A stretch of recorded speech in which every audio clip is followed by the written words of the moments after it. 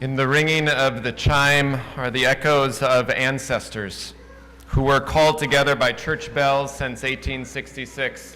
So in that same spirit, we begin with music in the spirit of love and justice.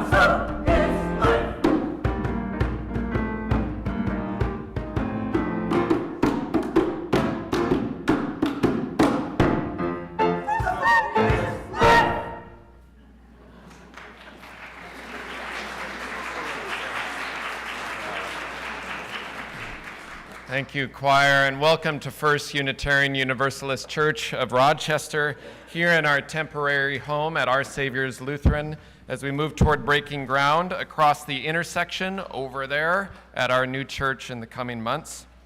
Since 1866, we have gathered in the spirit of love and justice, celebrating many sources of wisdom and many spiritual paths, believers in God and mystery, nature and love, queer and trans folks, immigrants and refugees, all of who we are and who we are becoming are held here as sacred. Special welcome to newcomers and visitors. We're glad you're here. You can visit the welcome table in the lobby to learn more about our church and to get connected. The best way to stay up to date for everyone is to sign up through the weekly e-news or see information in your order of service. And there's a small table at the back of the sanctuary there if you'd like to light a candle for a joy or sorrow, or write a prayer concern that you'd like to have collected after the service. Feel free to visit the table anytime before, during, or after the service. There's a nursery open for young ones, activities for kids following the time for all ages. After service, join us right next door in the fellowship hall for refreshments, which include donuts from Don Pancho's Bakery. There's a small donation basket there if you can help with that, supporting that wonderful business in our community. To keep things flowing easily, we ask that you enter the first door past the lobby if you're getting in line for coffee or tea, to keep the pathways open. And each week, we invite you, as we're in this temporary space, to bring your own name tag and bring your own coffee mug to make things easy. And if you forget, it's okay, but then try again next week. It's a practice. So thank you for helping make this as smooth as possible. Every Tuesday, join us for Tupper Supper at 5:30, followed by adult and children's choirs, childcare, conversations. This Tuesday, we'll start a new practice, a mutual aid tree, to offer or find support and services for each other. You can visit the table on this Tuesday to learn more about that, and you'll see it over these coming weeks. And for the month of April, on Tuesdays, I'll lead a small discussion group on the UU Pocket Guide book, which is an overview of Unitarian Universalist identity and practice. So each Tuesday after supper, just a short 45-minute conversation circle. So you can contact me to register for that and information about that group. Today's offering will go out our doors to support justice work in the community, which for the month of March is the Village Agricultural Cooperative, doing work at the intersections of environmental and social justice. You can give us a plates pass or any time online. And a few final special items. Watch for a note this week in the e-news from Reverend Ruth about an interfaith event next week. As our Christian neighbors celebrate Palm Sunday, there's a multi-denominational national call against white Christian nationalism, and so there'll be a gathering locally here in Rochester at Soldiers Field after services next Sunday. And then on Saturday, there's also a community partners gathering for a No Kings rally. So you can visit the Side with Love table in the fellowship hall today to find more, to get signs, or sign up for how to get information for things or ask questions. So we hope to see you for those. And finally, a thank you to our many musicians today for the gifts of music, an annual celebration of singers and instrumentalists, and gratitude for flexibility, as this had been planned for last week and did not happen. So thank you for pausing and ushering in the spring for us. And we're glad to have this celebration of music and this nourishing time of song together for our service today. So that's a lot of announcements, so I invite you to take a breath.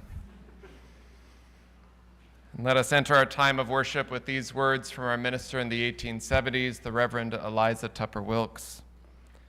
May our faith in humanity and our message of hope and good cheer light our way.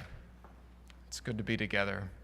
In just a moment, the music will call us back for our hymn, but before that, I invite you to rise in body or spirit and greet those around you.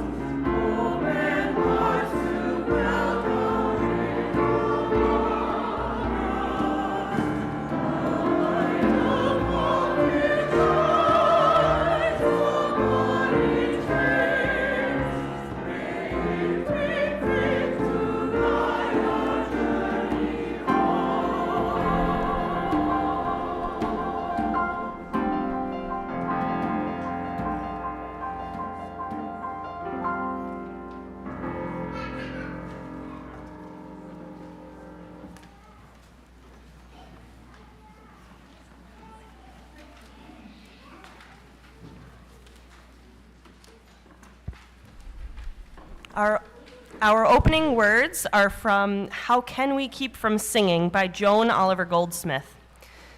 Human beings sing because we have to.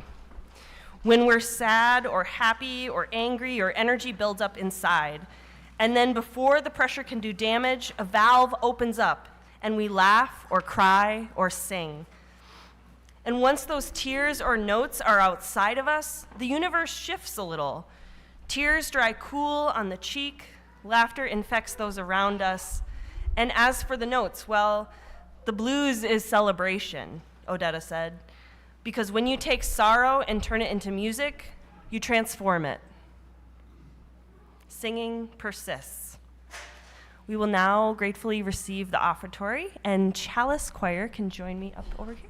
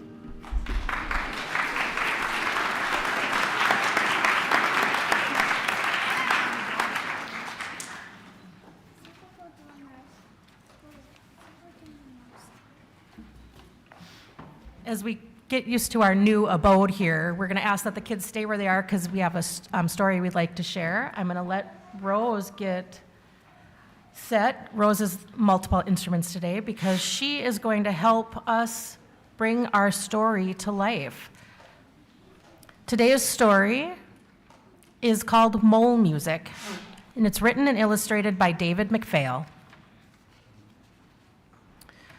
Mole lived all alone underground.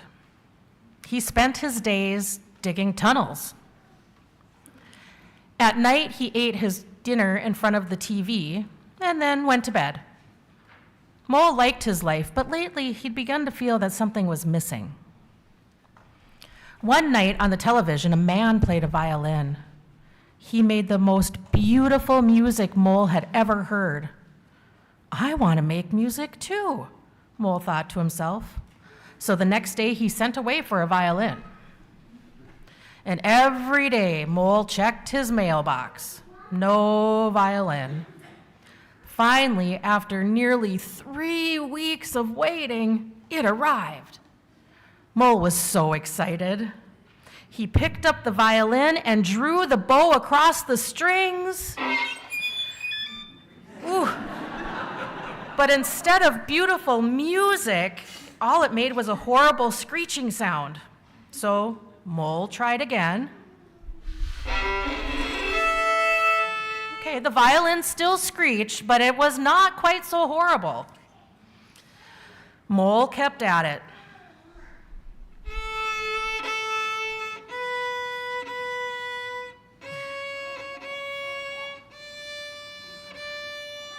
And after about a week, he could play one note and then two, and before the month went by, he could play an entire scale.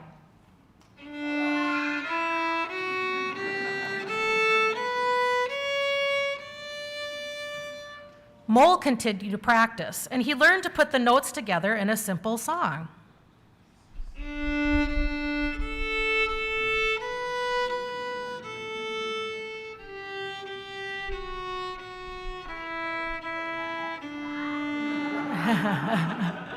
Years went by, and Mole got better and better.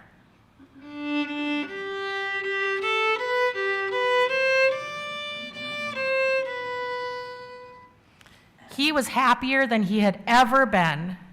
So during the day, as he dug tunnels, Mole hummed the music he would play at night. And now, Mole played even better than the man he had seen on TV all those years ago.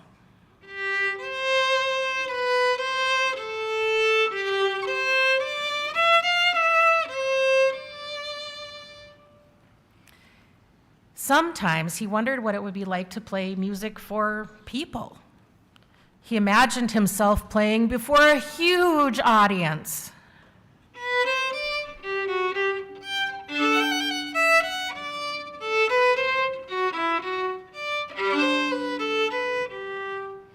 And he imagined himself playing for presidents and queens around the world.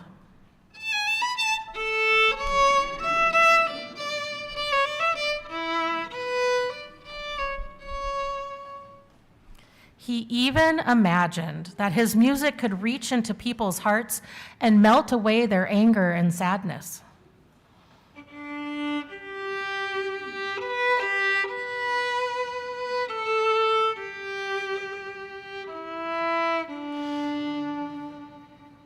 Why, maybe his music could even change the world. Then Mole just laughed at himself. How silly I am, he thought, imagining that my music could do all that when no one has even heard it.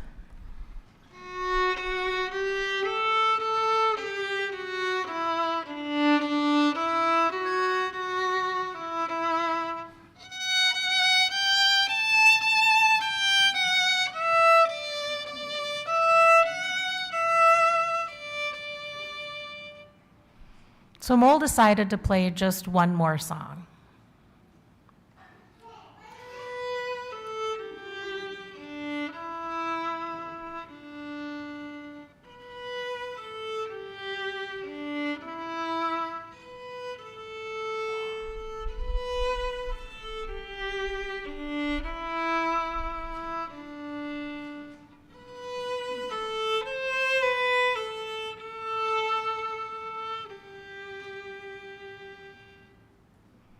Then he decided to put down his violin and go to sleep. And he dreamed beautiful, peaceful dreams. Thank you, Rose. So I'd like to invite the children up through 5th grade. We're going to invite the middle schoolers and higher to stay for the rest of the music service, and then we'll actually be coming back for the last hymn. So everybody up through 5th grade, we can meet right over by the doors.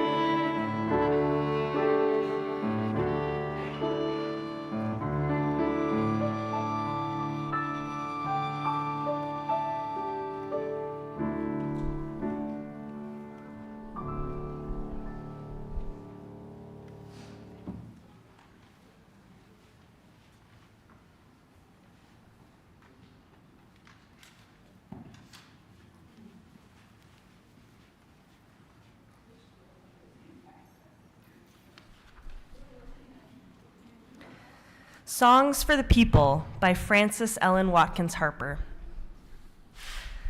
Let me make songs for the people, songs for the young and old, songs to stir like a battle cry wherever they are sung. Not for the clashing of sabers, nor carnage, nor strife, but songs to thrill the hearts of men with more abundant life. Let me make the songs for the weary amid life's fever and fret, till hearts shall relax their tension and careworn brows forget. Let me sing for the children before their footsteps stray, sweet anthems of love and duty to float o'er life's highway. I would sing for the poor and aged, where shadows dim their sight, of the bright and restful mansions where there shall be no night. Our world, so worn and weary, needs music pure and strong to hush the jangle and discords of sorrow, pain, and wrong. Music to soothe all its sorrow, till war and crime shall cease, and the hearts of men grow tender and girdle the world with peace.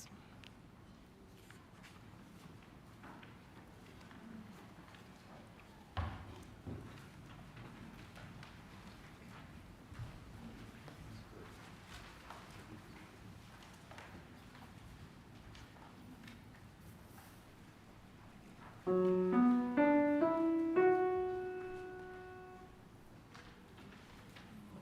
each child that's born, a morning star rises.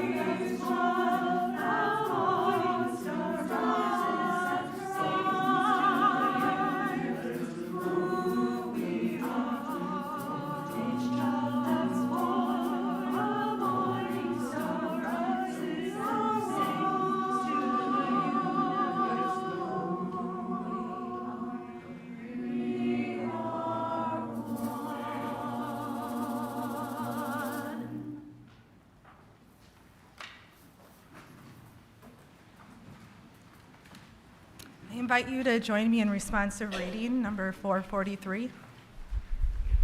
We arrive out of many singular rooms. We arrive out of many singular rooms, walking over the branching streets.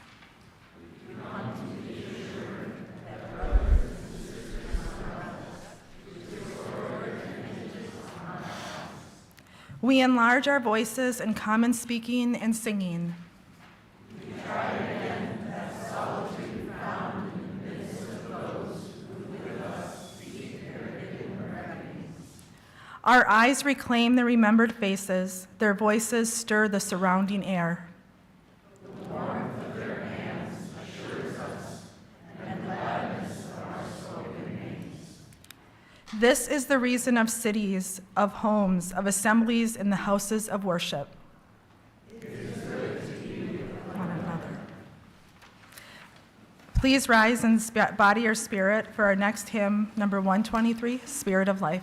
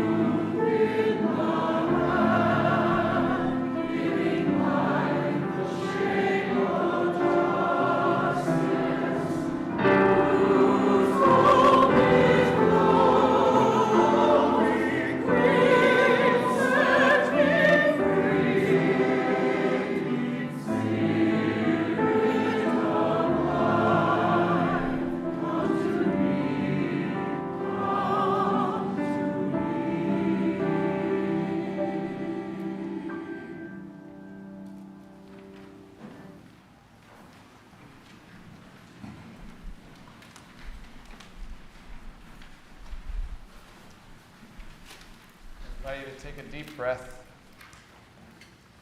Breathe deep the breath of life. Feel below you the earth and its ancient turning. Above you the sky, and beyond that the stars shining with their ancient light, holding you in this moment, this breath, you yourself made of earth and stars. I invite you into this time of meditation, this time of prayer, first by sharing silence together.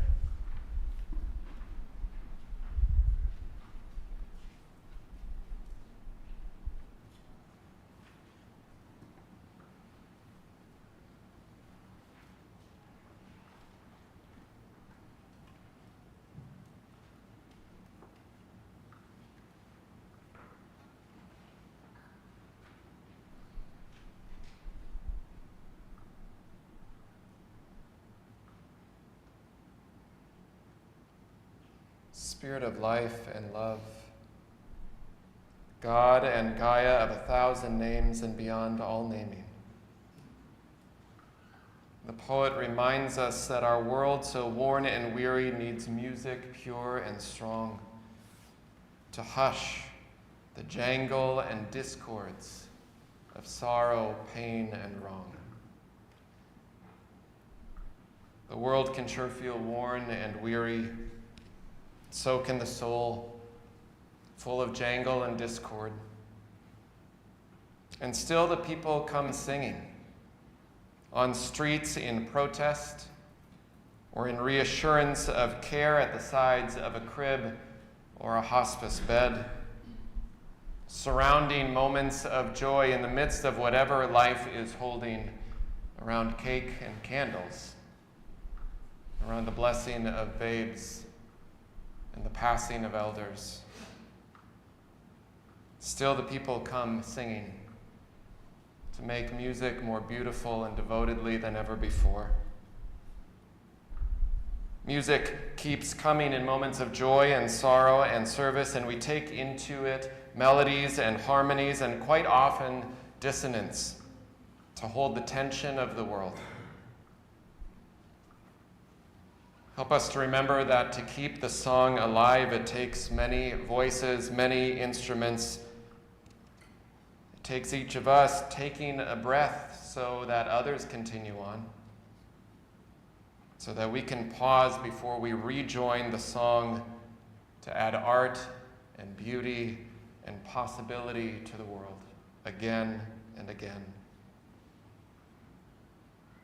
This day we hold Maggie and Raj Nolte grieving the death of their son-in-law, Mike, husband of their late daughter, Carrie. They are grateful he said he was ready to go. They'll miss his quirky and artistic ways. So we hold their family, surround them in love. And we also hold the family of former member Bill Hendy, who died in Colorado this week. A service will be held at the Universalist Church in Denver in the coming days or the coming months. We hold him in sacred memory, and we hold his family as they remember him in tender care. I invite you to bring the names that you're holding in your own heart this day, in joy or sorrow, celebration or concern, and silently or aloud now in this time to speak their names.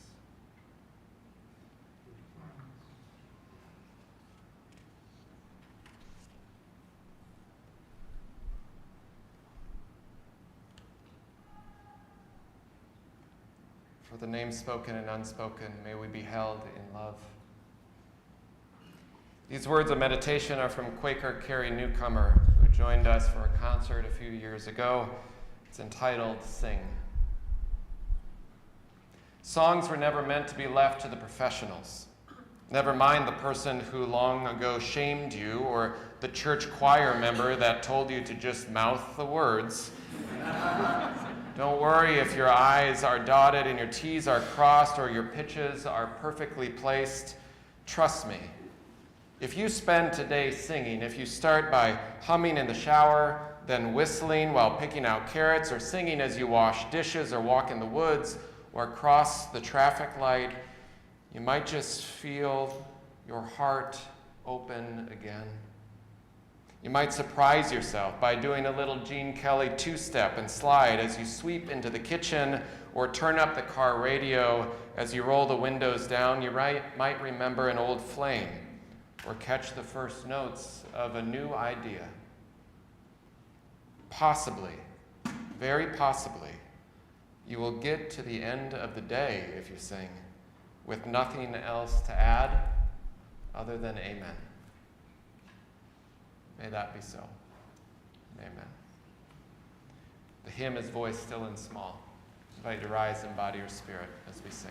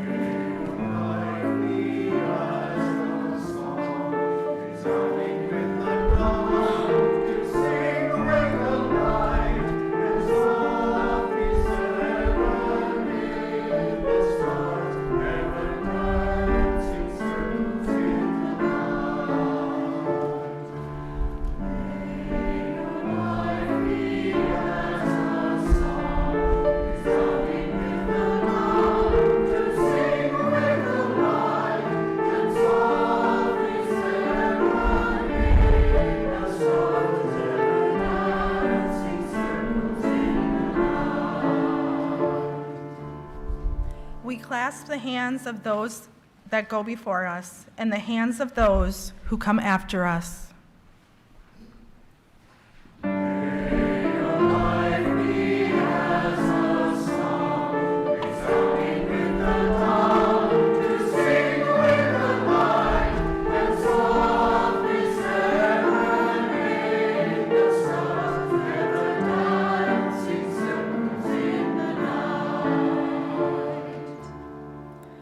We enter the little circle of each other's arm and the larger circle of lovers whose hands are joined in dance.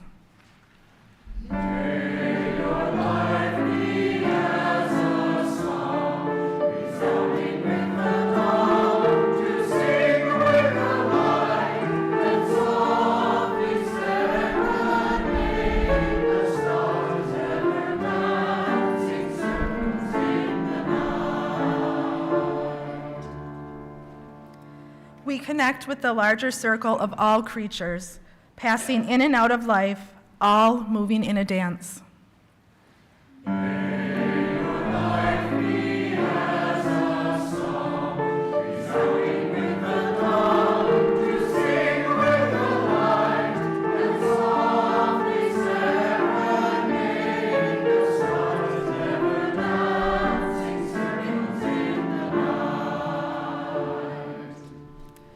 We sing music so subtle and vast that no one hears it except in fragments.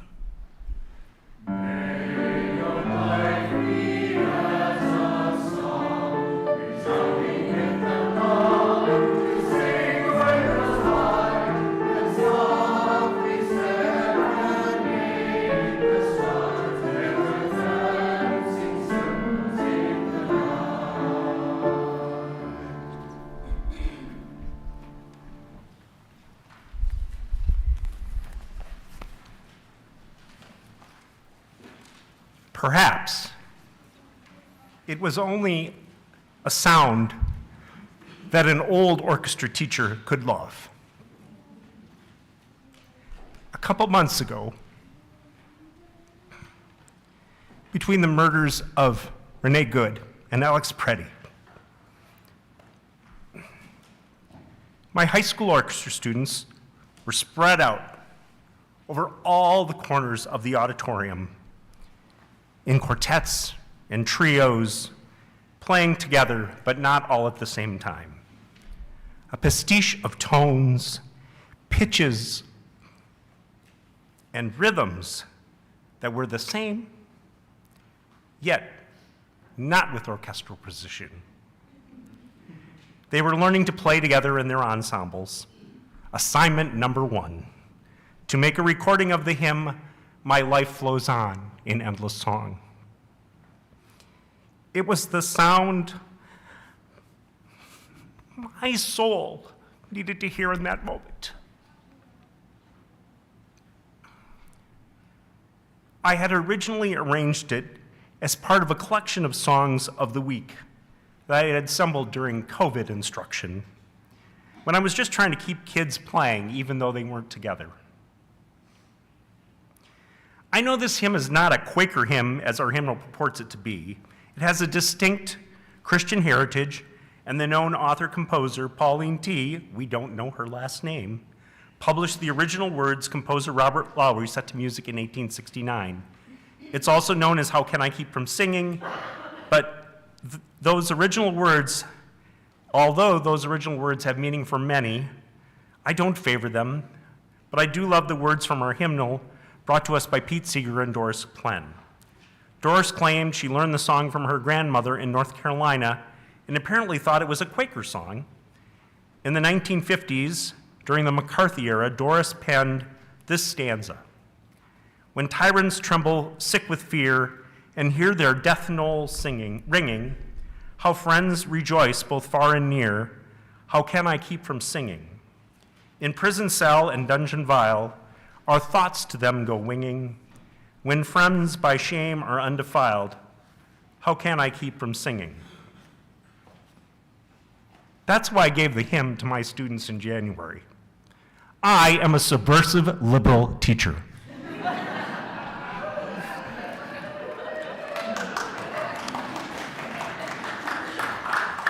I want my students to be kind and recognize the inherent dignity of all the people they will encounter in the course of their lives. We needed those words and that melody this year. Anyway, back to the sound of my students all playing that hymn. Its melody and harmony together, and yet not, was incredibly soothing and moving to me. It was as if the message of the music was taking flight and spreading like a virus, one that would infect those it encountered with peace, understanding, and love. I firmly believe in the power of music to change lives. I have witnessed it often in my decades as a musician and teacher. Sometimes it's just for a moment, and sometimes it's for a lifetime. Most often, its power works slowly and powerfully like water. Laura Hassler, founder and director of Musicians Without Borders, recently wrote, "Well, guess what? There are other forces alive in today's world. Decades of resistance to domination and colonialism, the learnings of movements across the global South, the freedom that the Western hegemony for a few decades inadvertently released on its majority population, access through social media to some of the reality of the actual horrors perpetrated in our names, have together led to a worldwide awakening to fundamental injustices and a worldwide longing for a livable, connected, survivable future." She called this worldwide awakening radical empathy, a term in widespread use which means deeply rooted sense of connection among people well beyond merely sympathy and shared feelings. We are one planet, one people, and we will survive together or not at all. Radical empathy must be fierce, stubborn, creative, and persistent. We must hold on to each other, build community, be willing to take risks and accept consequences, seek alternatives, stand in solidarity with all who resist oppression and the violence of power and greed. And we artists must nurture artistic bravery, using the power of the arts to tell the truth, to build community, to turn our capacity for radical empathy into a force for good. Another voice of radical empathy, one of my heroes, Pete Seeger, wrote, "Shh. Listen to the sounds that surround you. Notice the pitches, the volume, the timbre, the many lines of counterpoint. As light taught Monet to paint, the earth may be teaching you music. I think maybe the earth is healing us with music from underground, like the mole." Let's sing number 108, My Life Flows On in Endless Song.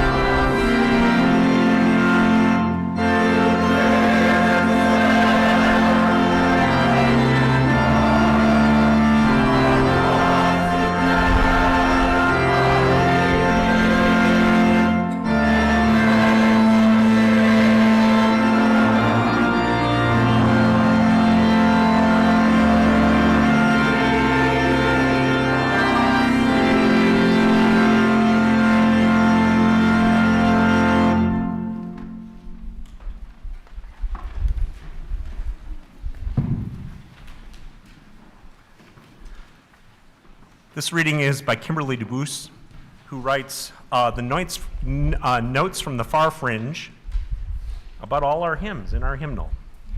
And this is from January 29th, 2017, so you have to take your brain back about 9 years. It feels just as much needed today as it did then. This Little Light of Mine is traditionally a cheery piece, one of the few songs that Unitarian Universalists feel comfortable clapping to. Everybody knows it and harmonizes to it and feels it's sweet and simple and fun. This morning, after Saturday full of unreasonable ban against some of our Muslim neighbors, which despite a stay from the federal court judge is still being enforced, the dire predictions of war from China, and this morning's news that the National Security Council no longer has any military members but only ideological sycophants, this all seems laughable. This little mine is a call to arms. It can be easy to hide under the covers in fear or be paralyzed by the overwhelming need to sit back or say, my days of activism are over, but we cannot. To quote Bernice Johnson Reagan, we who believe in freedom cannot rest. And this song, again from the African-American spirituals tradition, reminds us to show up. Despite the pain and fear and anger, we have to let our light shine. A light of freedom, justice, equality, openness, courage, compassion, peace, love. Let us turn this song from a sweet, light, happy song to a song of defiant protest and resistance. Please stand for This Little Light of Mine.